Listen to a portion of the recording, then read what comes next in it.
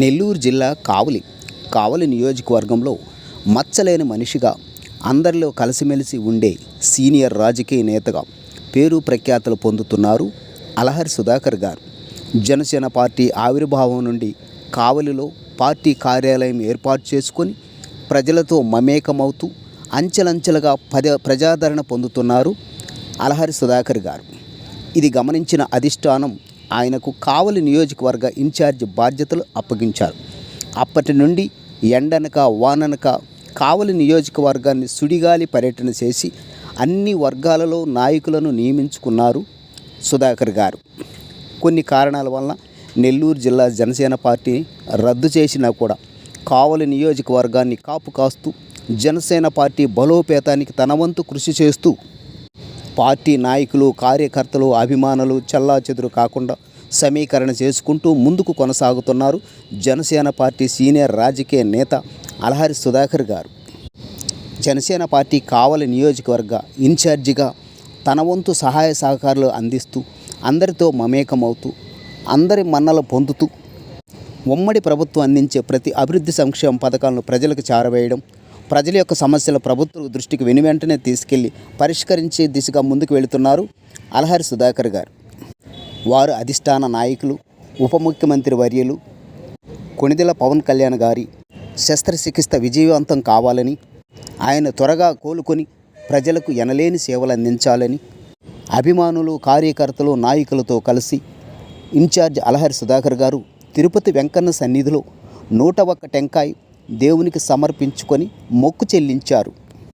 అదేవిధంగా అల్లూరులో నిర్వహించిన కార్యక్రమంలో కూడా పాస్టర్లతో ప్రార్థనా కార్యక్రమాన్ని నిర్వహించారు. వారు అధిష్టాన నాయకుడు త్వరగా కోలుకోవాలని. ఈ సందర్భంగా పాస్టర్లు పెద్ద సంఖ్యలో పాల్గొని పార్టీలో చేరారు. ఈ కార్యక్రమంలో అల్లూరు మండల నాయకులు సోమ్ గారు, district level vigilance and monitoring committee సభ్యులు, నెల్లూరు జిల్లా ఎస్టీ నాయకులు, జనసేన పార్టీ నాయకులు దాసరి పోలయ్య గారు ఈ కార్యక్రమంలో పాల్గొన్నారు. ఈ కార్యక్రమాన్ని ఉద్దేశించి కావలి నియోజకవర్గ జనసేన పార్టీ ఇన్ఛార్జ్ అలహరి సుధాకర్ గారు ప్రసంగించారు. రెండవది వచ్చి చిరంజీవి గారి కోడలు, ఆమె యేసుప్రభు గురించి ఎంతగానో ఇష్టపడి చెప్తుంటుంది. పవన్ కళ్యాణ్ గారు చిరంజీవి కోడలు గారిని నువ్వు అలా యేసుప్రభు గురించి చెప్పొద్దు అని చెప్పారా?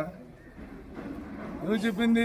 యేసుప్రభు అంటే నాకు ఇష్టం, యేసుప్రభు నేను నమ్ముకున్నాను, యేసుప్రభు అంటే చాలా ఇష్టం నాకు, ప్రేమ, ఆయన కరుణామయుడు, ఈ భూప్రపంచంలో ప్రతి ఒక్కరిని రక్షించడానికి వచ్చి శిలువలో ప్రాణం పెట్టి మరణించి లేచిన నిజదేవుడు ఆయన యేసుప్రభు అని ఎలా చెప్పింది చిరంజీవి గారి కోడలు? నమస్కారం, నా పేరు అలహరి సుధాకర్, జనసేన పార్టీ కావలి నియోజకవర్గ ఇన్ఛార్జిగా ఉన్నాను. ఈరోజు ఈ ఆదివారం మన సెటిల్మెంట్ సోము గారి ఆధ్వర్యంలో వారు పవన్ కళ్యాణ్ గారు నిన్ననే శస్త్రచికిత్స చేతికి కుడి భుజానికి చేయించుకోవడం జరిగింది బాంబే హాస్పిటల్లో. వారి గురించి, వారి ఆరోగ్యం గురించి ప్రార్థనలు చేశారు. జనసేన పార్టీలో మొన్నే జాయిన్ అవడం జరిగింది. ఇక్కడున్న చాలామంది వీర మహిళలు కూడా మొన్న జనసేన పార్టీలో పాస్టర్లతో సహా మొన్న రామ్ తాలూరు గారి ఆధ్వర్యంలో జాయిన్ అయిన వాళ్ళు ఈరోజు ఇక్కడ గుమ్మికూడి పవన్ కళ్యాణ్ గారి కోసం ప్రార్థన చేయడం జరిగింది. ఈ సందర్భంగా సోము గారి ఆధ్వర్యంలో ఈరోజు నిర్వహించేటువంటి కార్యక్రమాన్ని ముఖ్యంగా ఒక చిన్న విషయం కూడా మీ అందరి దృష్టికి తీసుకురావాల్సిన ఆవశ్యకత ఎంతో ఉంది. మనమంతా భారతదేశంలో కుల మతాలకి అతీతంగా మనం ఇక్కడ అందరం కలిసిమెలిసి ఉంటే కొంతమంది అతీత శక్తులు మొన్న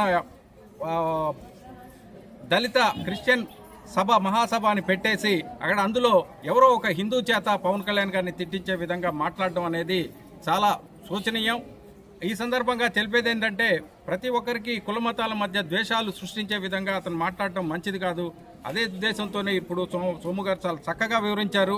క్రీస్తు యొక్క సువార్త విధానము ప్రతి మతంలో కూడా చెప్పేది ఒకటే, అందరూ కలిసిమెలిసి ఉండాలనే తప్ప అందరూ విడిపోకూడదని, కొట్టుకుతామనైతే ఏ గ్రంథంలో కానీ ఏ బైబిల్లో కానీ ఎవరితో ఎగ్గర కానీ ఉండదు.